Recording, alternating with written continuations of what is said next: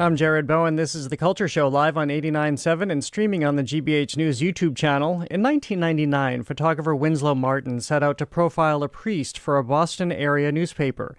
The assignment introduced him to Father Dajjad Davidian of St. James Armenian Church in Watertown, and the following year, Martin traveled with him to Armenia. Martin arrived roughly a decade after Armenia declared independence from the Soviet Union, following 7 decades as a Soviet republic.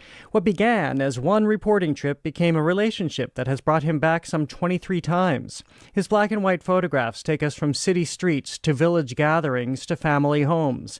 They chart the rhythm of everyday life alongside the transformation of a newly independent republic. 30 images from those years are featured in the new exhibition, My Armenia, 1999 to 2008, now on view through August at Project Save Photograph Archive in Watertown. The exhibition inaugurates its vastly expanded gallery. Joining us to talk about it all are photographer Winslow Martin and Project Save Executive Director Arto Vaun. Welcome to both of you. Hi, Jared. Thanks for having me. Appreciate being here. Well, I'm so eager to talk about these experiences, but Arto, let me start with you. And you have a building now. You have this vastly expanded gallery space, and you're, as I understand, the largest repository for archives of this nature regarding Armenia. Tell me a bit about it. Sure. So Project Save is in its 52nd year. It was founded in New York City in 1975 by Ruth Tomasian, who is from the Belmont area here. Over time, it's become, as you say, the largest such collection in the world of original photographs from the Armenian global experience. We're at over 150,000 original images, the oldest one dating back to the 1860s.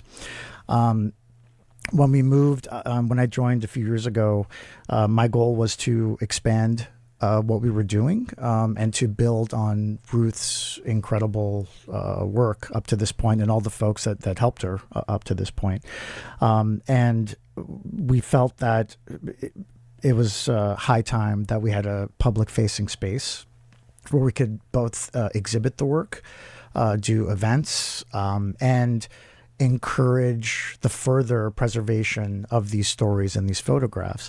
And what I thought was going to be maybe a 10-year plan turned out in about 3 or 4 years to, this wonderful move to 600 Pleasant Street in Watertown.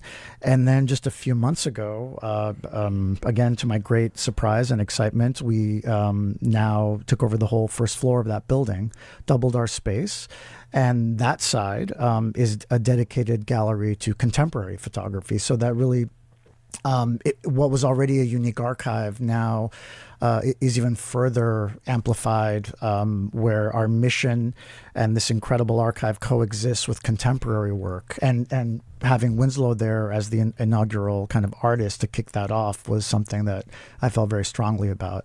And so significant for especially this area in particular where there is a substantial Armenian population. So Winslow, this sounds like it was life-changing for you to have this one trip that turned, as I mentioned, into 23 trips. What did you begin to see there? Well, it was definitely life-changing, and it unfolded so organically. It was never exactly a plan to keep returning until a point. But your question's to the point. I think what I saw immediately was some inner fascination with the post-Soviet culture. And I've been introduced to so much more now about politics and art and all sorts of things that enthrall me, but the people were amazing. And for sure, I was maybe more overtly welcomed because I was an outsider, so to speak, but I've learned it is really a part of their culture to welcome so hugely. I had this stage presentation combining music, photographs, and storytelling, and I called it We Wait for Your Return, a love letter to Armenia, because they have this phrase, Menk spasum enkses, which literally means we are almost like anxiously, demanding you return. So that welcoming and just the beauty of the people really amazed me. And just quickly, one more thing, the aesthetic freedom of not being on assignment was also very appealing and really freed my photography in a lot of ways. I understand that. Well, I think so many of us have this notion of what Armenia is and what its people must be in regard to suffering and loss. How did you begin to capture and understand this community in that regard? Well, just before I answer that part, I think I was strongly captivated by the joy, the exuberance, the love of culture, the generational importance of family, where they would say, "Who's your great grandfather?" And I say, "I don't know," and they're just blown away. But that, in light of the generational trauma, is incredible. And so I've seen that in so many ways, and more in recent years when I was actually there during war, during ethnic cleansing. As a photographer, you have to be there. So I'm meeting people up front, close and personal, and showing this work to the world is very important to me. And reminding myself of people of not just survival, but the thriving that history has shown is also part of the Armenian spirit, both in the Republic, which is so important, and the diaspora. Well, Arto, how would you describe the weight of what you have in your collection and the responsibility you have here in Massachusetts to make sure the world understands how it can be acquainted with this very traumatic but also at times joyous history? Right. That's such a good question, Jared. For me, what I've come to really appreciate and be proud of with Project Save is that our founder, Ruth, she's done something really incredible, which is that and also I should mention, Ruth is half Armenian. So Ruth's Armenian side goes back to the 1800s, and her non-Armenian side came on the Mayflower. So I think that's an interesting backstory to this, really herself a unique cultural worker in the 60s and 70s in the U.S. But what Ruth did is something very unusual. She picked a medium and then she connected it to a cultural heritage. In other words, her obsession was photography and championing photography and the stories that photographs tell. And then she connected that to Armenian heritage. Now, why is that important? It's important because now, 52 years later, I'm able to build on that vision where from the very beginning it was about inclusivity. It was rooted, and it will continue to be rooted in Armenian heritage. But it's as if Ruth already knew, maybe because of her personal background, not being 100, but that photographs have a way of telling a universal story. On the one hand, they can be very specific. On the other hand, they can be very universal. So now, it's been very interesting the last number of years. We had the war in Armenia, Artsakh, where there was ethnic cleansing. We have now very old historic Armenian communities in Iran, Jerusalem, Aleppo, Beirut, Baghdad, you name it. And it's as if history's kind of been repeating itself, and these communities now are once again under threat. So we take that very seriously in terms of these photographs being the witnesses of these incredible stories of these people. On the one hand, their own family, personal stories, and on the other hand, what we've been kind of doing a lot more of is, when we put the word out about our work, we always make sure to connect it to the larger picture, that right now we're living in a time, whether it's in the U.S. or elsewhere, there's a lot of polarization and some unfortunate kind of hateful rhetoric about immigrants and so forth. So I personally take it very seriously. I'm very proud of the work that we do, and I think it's more timely than ever.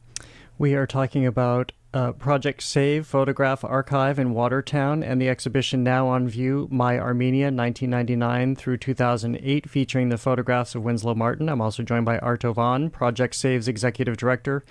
Winslow, your photographs take us through this period where we see life on the street, we see life after violence, we see young people, old people. How would you characterize how you've seen the society change over your time there?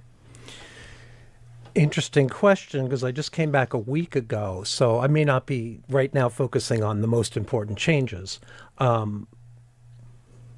I'm more aware of the trauma, the stress, the underlying conflict and division. And I could go on about that, but I'll just say about that, with my work, a non-Armenian, I hope to bring a little light to that conflict through understanding. Changes. huge economic changes, whatever anybody says. Traveling throughout Armenia, this time in particular, in 1999 really was, however you visualize, a classic post-Soviet world with a lot of decay, a lot of brokenness, crumbling apartments. In the center of Yerevan, some old, beautiful cultural buildings. Now, everywhere I saw Armenia moving beyond the Soviet world economically. It doesn't mean poverty is still a big problem, but I saw little they call townhouses, almost suburban clusters coming. I saw a city like Spitak modernized. So this is not insignificant stuff. The roads are much better. These types of changes are very noticeable to me and matter a lot. That said, it's still a country of villages, and you feel like you're stepping back in time in a beautiful way and in a difficult way when you're in Armenia. I wonder what it's like for you, the interactions you've had with Armenians, especially here in this region. Again, this is a very robust population, and as they see your photographs as being reacquainted with their homeland because they are part of this diaspora. I think the relationship with the homeland, not everybody necessarily uses the word homeland, but the relationship with the homeland is almost like an individual thing. There's like a big-hearted feel about it, but I've just noticed the homeland was part of the Soviet Union. It was a very slice of the diasporan pie, and I don't get the reaction I get in Armenia here to my pictures as much. In Armenia, people say to me, I can't believe you're Armenian and you somehow captured, literally like an insider, the soul. That you're not Armenian. And that I'm not, that you somehow captured what we know and forget, the soul of this nation. Here, there's incredible appreciation for my effort. I'm not sure how people react to the photographs in some ways. I leave that to Arto because it's hard for me to judge that. But what I want the pictures to speak to them as is pay attention, go to Armenia, talk to people that know nothing about Armenia, who know nothing about Armenia, talk to them. I'm all about raising awareness. So because I'm not Armenian, I can maybe keep trying to reach beyond the diaspora for them to see what I've experienced. Arto, are you Armenian? I am, yeah. I was born in. I'm a first generation. I was born here in Cambridge. So yeah, my mom and dad met here in Southie. And how do you feel that personal? Do you feel a personal responsibility that this is your life's work and what your own ancestral ties are? I do. I mean, it's such a. There are many facets to that question. I think what I feel is a great responsibility to this collection that's one of a kind in the world, and that is the life's work of this one person. I mean, she has given her life to this thing, and I think being a former professor, I'm a musician. Being in kind of the cultural space in a lot of different capacities.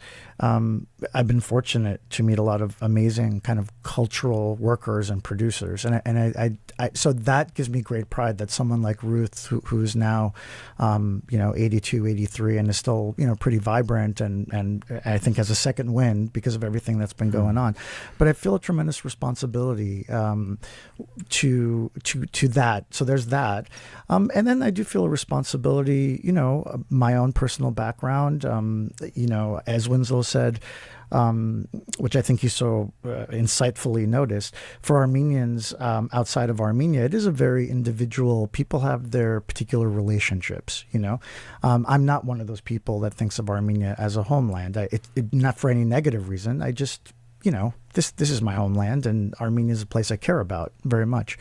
But I do, what I feel important, what I feel is very important, and I feel committed to, is that these stories it's almost like Project Save itself has become a cultural heritage site. When you get to the point of over 150,000 original images, and as you guys both mentioned, we're talking about, we have thousands and thousands of photographs before the genocide. So you're talking about a vibrant global community, whether it's Russia, Cuba, Argentina, you name it, China.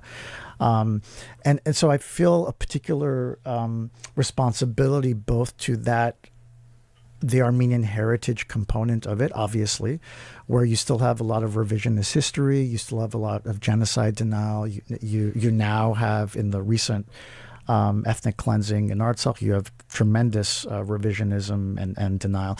But you cannot deny original images. They're kind of the last witnesses. Yeah. So I feel strongly about that. And as I said, I feel as an American, I feel an equally deep, profound responsibility because I see what's going on.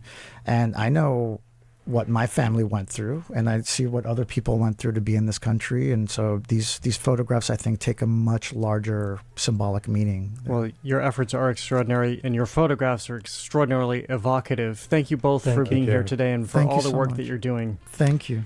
Winslow Martin is the photographer whose work is featured in the exhibition My Armenia 1999 through 2008, now on view through August at Project Save Photograph Archive in Watertown. Arto Vaun is Project Save's executive director. To learn more, visit their website. Thank you for listening to another edition of The Culture Show. Tune in tomorrow or join us live at the Boston Public Library for